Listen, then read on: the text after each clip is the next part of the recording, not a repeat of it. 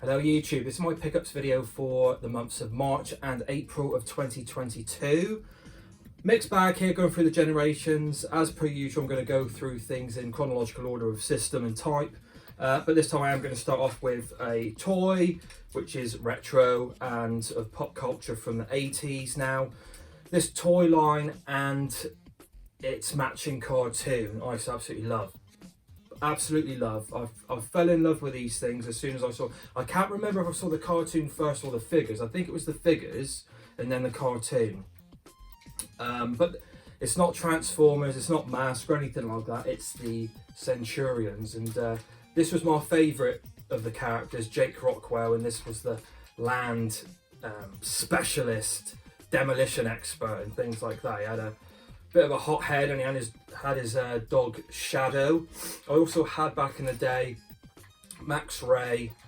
I didn't have Ace McCloud, and the reason I didn't have Ace McCloud is I never liked the head sculpt for him. I didn't think it looked anything like the cartoons version, and that's what I got used to. So even then I was really fussy, which is quite funny. But I remember having Wild Weasel. This is probably my favourite weapon system for Jake, and probably my favourite in the entire Centurions. And again, they got the exoskeletons, haven't they, that combine onto these different weapon systems. I had so many of these for Jake. I had Hornet, the helicopter, I really liked that one. And like I said, a few accessories for Max Ray. I'll put this back together now.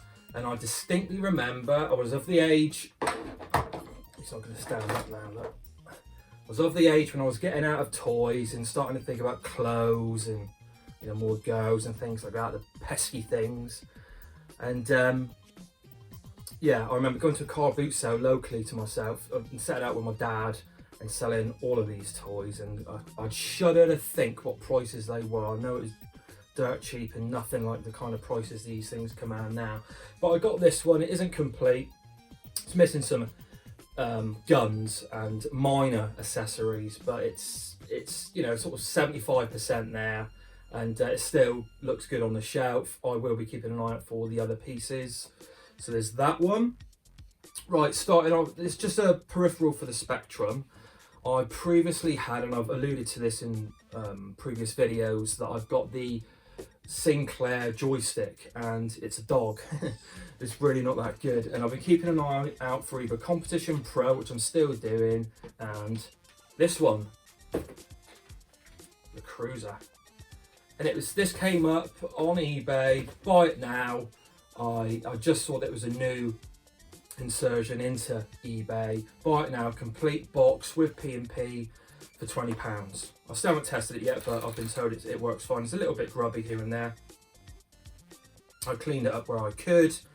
It's got all the suckers though, and I'm looking forward to playing a few old classic games with a joystick. But mostly I remember playing a lot of my Spectrum games preferring it with the keys. It just felt it more accurate and more responsive. So yeah, but keen to give that one a go. Jumping up a couple of generations to the PlayStation 1. This one, I played the first version of this game on the PlayStation. My mate Matty's at the farm, which I've spoken about him and my experiences with the first PlayStation many times, and it was Destruction Derby, and I got the dual case Destruction Derby 2. Now I think this is supposed to be quite good. Obviously they built on the original's formula, probably added a few more modes or something to this. Oh yeah, and that was one of the things with this one, the case was broke. But yeah, these things are very precious, aren't they, the PlayStation cases, but not as precious as the Dreamcast ones. So yeah, looking forward to playing that one, nice and arcadey. Next we're going to go on to the 6th generation. I'll stick with the PlayStation and the PlayStation 2. This one's been, both of these have been on my watch to get list on eBay, or you know, out in the wild or down retro shops for many years now, a good couple of years. This is Budge and Guy, sorry, Swordmaster, and this is a beat 'em up hack and slash. You know, it's not supposed to be amazing, but it's like a 7 out of 10 sort of game, and those I always like to give the benefit of the doubt, but I always thought it looked interesting. I do like those games, mindless kind of button bashing fun. There's that one, and this one's a bit of a underrated action RPG, and it's Draken, the Ancient Gates. I'll put gameplay up there. And yeah, that one looks quite interesting as well. Same generation, different system. I'll go for this actually first. Xbox, original Xbox. Now, in my previous Xbox collection video, I forgot your name, I do apologise. Someone in the comments mentioned this game, and I went to check it out and I got it. Thank you for that, and hopefully it plays well. It looks good, it looks like it runs nice and smoothly, and it's basically like a Wipeout clone for the Xbox. Quantum Redshift? I think it's Quantum Shift then. Sci-fi, arcadey racer, action racer.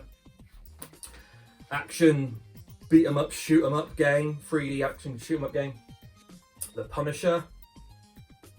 So I was either going to get this for the PlayStation 2 or the Xbox, but now that I've got that lovely component cable for the Xbox, it's going to probably going to be better on this, isn't it? Let's face it.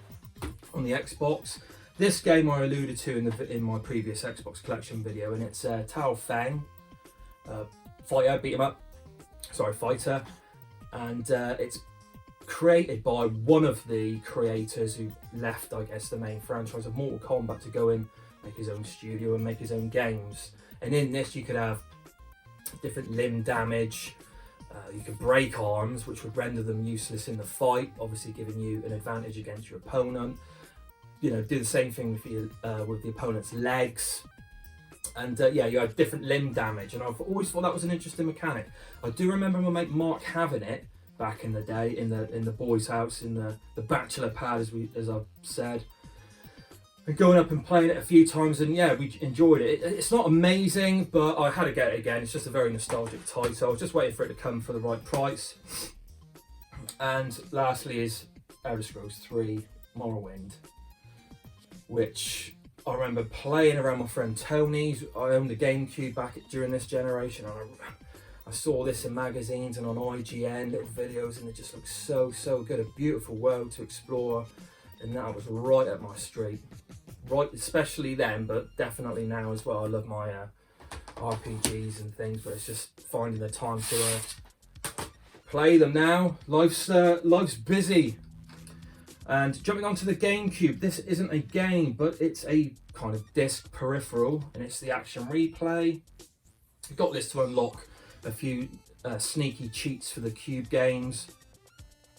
And Eddie, Rollercore, if you're watching, I do remember you commenting a little while back regarding F-Zero GX on the Cube, and you said with an Action Replay you can unlock all the arcade tracks, because apparently they're on there. I've tried it and I don't think I can get the cheats working, but I'm going to look into that again. Let me know if this is the right version, because I'd love to somehow unlock those arcade games that are somehow in the code on the disc. If that at all is, that's how I understand it anyway. Please let me know if that is true or if it's BS. And yeah, there's that one. So just a little peripheral to squeeze a few more bits out of the Gamecube games. And that was back when you could get like big heads for characters and infinite ammos, and don't really get cheats like that anymore, and kind of a product of its time. Right, the 3DS. I'm loving my 3DS. Hoovering up games where I can. These two have been on my list for a while. Resident Evil, a franchise I really love. I do plan on doing like a little Resident Evil Memories series video soon. This one's a bit different. It's a bit more of a pick up and play shooter, straightforward shooter. I've watched gameplay on YouTube, and yeah, the music sounds a bit generic and yeah, a bit bland. But you know, play it for the music, do you? Some of the tunes are okay.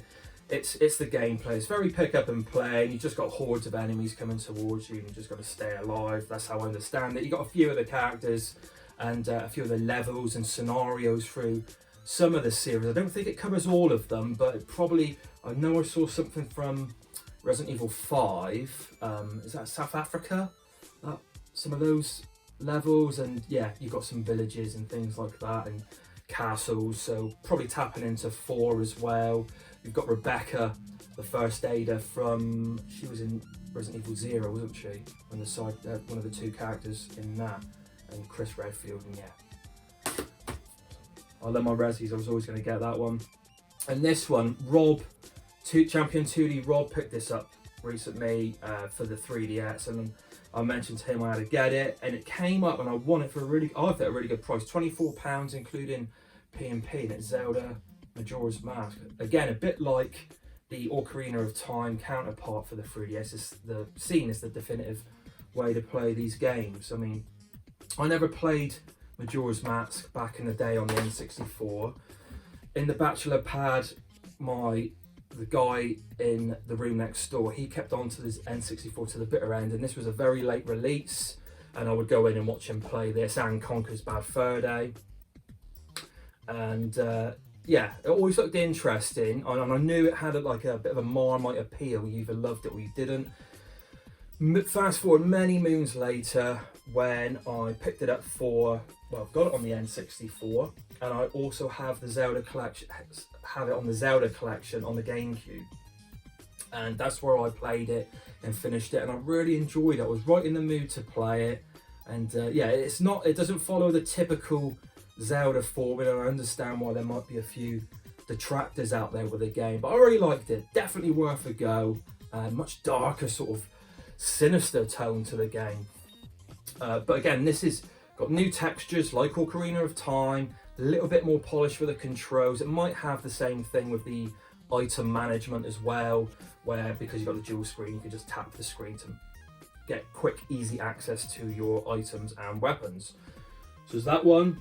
Now lastly, I've got 2 copies of this. This is a very recent purchase and a new game for the 3DS, and possibly the last game ever released on the 3DS, and that's why I picked up 2 copies from Pixel Heart. A few people have covered this one already, and it's Andro Dunos 2. I believe a follow-up to a Neo Geo game back in the day. It's a shooter. But since picking it up, and disappointingly, I know, we've all got our own opinions, but I've watched Nick from Retro Break. He covered the review of this, and yeah, it's a bit disappointing what he was saying. They didn't quite pull off the 3D aspect, and it seems a bit glitchy, a bit slow. I find that a real shame, because I can imagine a shooter, which we don't really have too many of on the 3DS, being really good with that 3D dialed right up to 11. I love the 3D on the system. Those that don't get on with it or don't like it, shame on you, and my condolences, because it's the only way to play this system, I think. I love it. But yeah, it's a real shame that, well, Nick never gave it great reviews. It's not supposed to be terrible, and I am going to open 1 copy to play and make my own mind up. I just haven't got around to it yet, but one I'm going to keep sealed, and yeah, that'll put my 2-year-old daughter through uni, I'm hoping, in the future, with its incredible value. I'm only joking. Right, PlayStation 3. These are just 2 games that I found down a charity shop, and they were £1 each, and I couldn't leave them there. First one's Gran Turismo 5. I loved the games on the PlayStation 1. I've got great memories of it.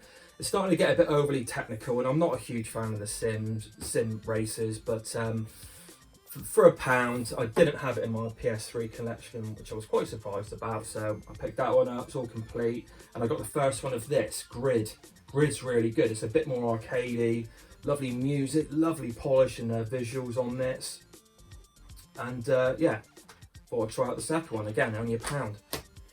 Lastly, the PlayStation 4. I've been watching this. I'm a huge fan of the series, and it's Monkey Magic, or what's it, Journey to the West, I think the Chinese mythology is.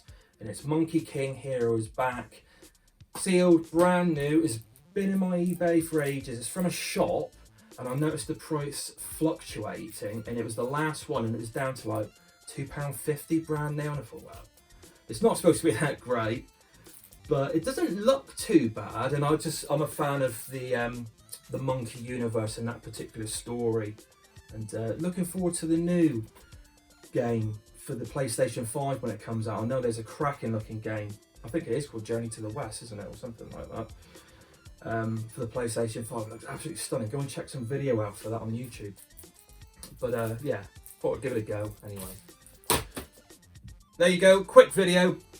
I've got that shop tour coming up. I know I wanted to do it before now, but he's been busy, I've been busy. It's just getting, lining up your ducks, as it were.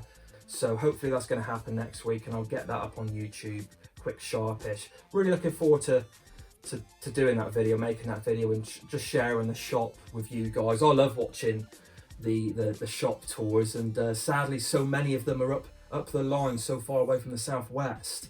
And yeah, if I ever do venture up north, which I do intend to do with the family, I will swing by some of these said shops. So yeah, that's Revival Games, by the way, and I'll give Paul from Revival Games a good plug in that video. So until then, everyone take care, stay safe out there, and I'll see you again.